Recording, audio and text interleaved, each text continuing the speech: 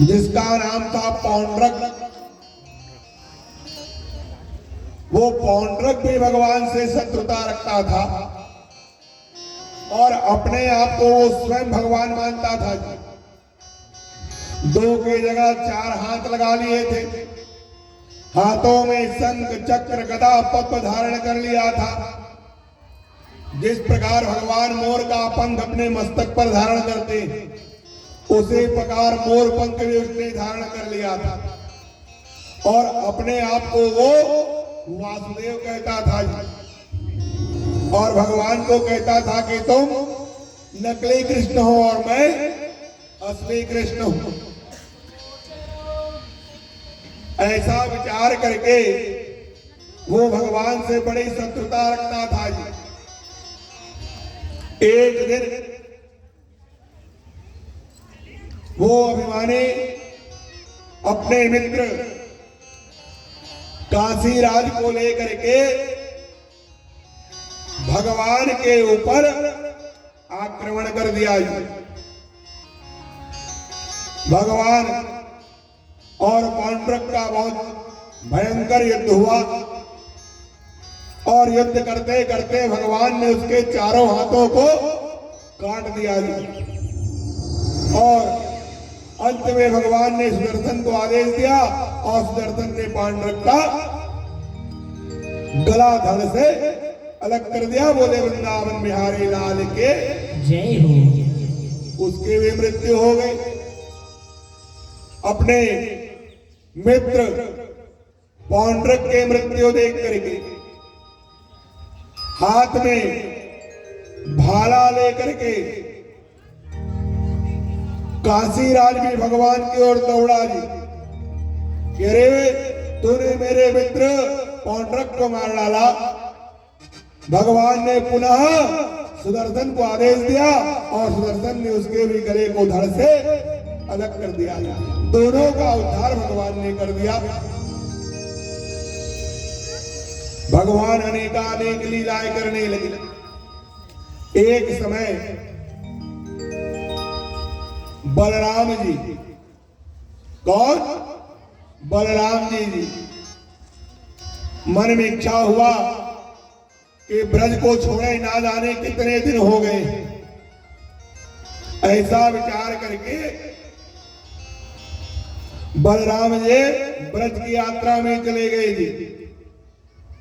जब वे यात्रा में गए तो अपने परिवारजनों से मिलकर के बड़े प्रसन्न हुए। जिस प्रकार भगवान को गोपियां स्नेह और प्रेम किया करते थे उसी प्रकार बहुत सी गोपिकाएं बलराम जी से भी स्नेह और प्रेम किया करती। एक दिन भगवान वहीं ब्रज में अपने कुछ गोपवालियों के साथ यमुना के तट पर क्रीड़ा कर रहे थे जी, खेल रहे थे बैठे हुए, अपने अपने बातों का आनंद ले रहे थे। उसी समय एक अत्यंत ही विशाल द्विज नाम करके वानर आया जी और वह वानर जहां पर बलराम जी बैठे हुए थे गोपियां बैठी हुई थी, उन लोगों को देख करके, बंदर का आदत है किसी को देखता है तो अपना दांत निकाल देता है और बार बार आवाज करता है। कभी बार बार पूंछ को दिखाए, कभी अपने पीछे भाग को दिखाए, कभी जाकर के उन गोपियों के चुनरी को खींच ले, कभी उनको नाखून से मार दे। भारी उत्पात करने लगा वह वानर। बलराम जी बहुत समय तक के उसको देखे,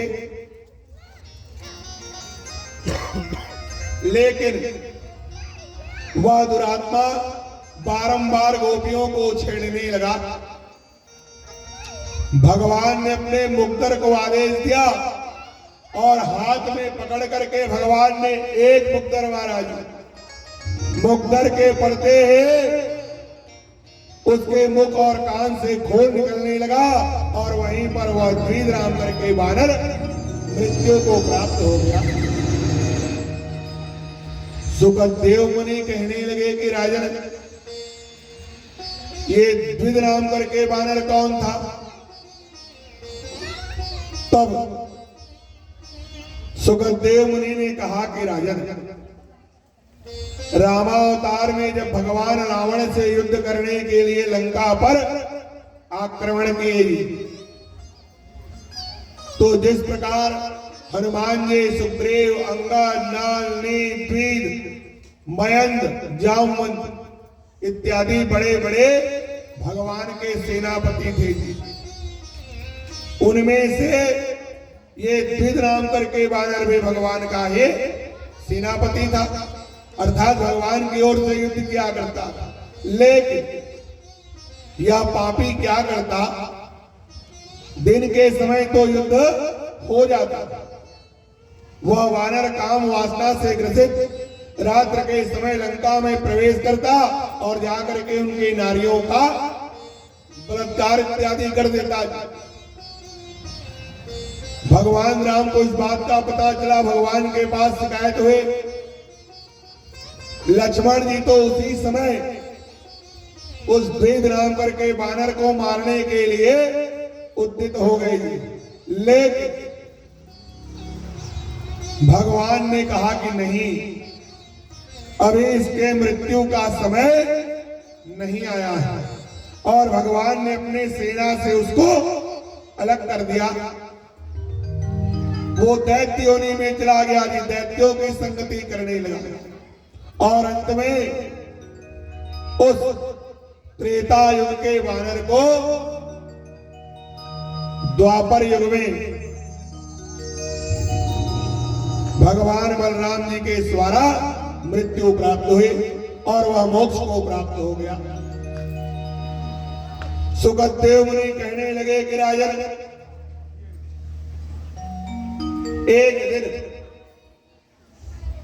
संसार में भ्रमण करने वाले, भगवान के नाम का उच्चारण करने वाले भगवान के भक्त, क्या नाम जी, जो बारंबार भगवान का नाम लेते रहते हैं, नारद जी। नारद जी के मन में इच्छा हुई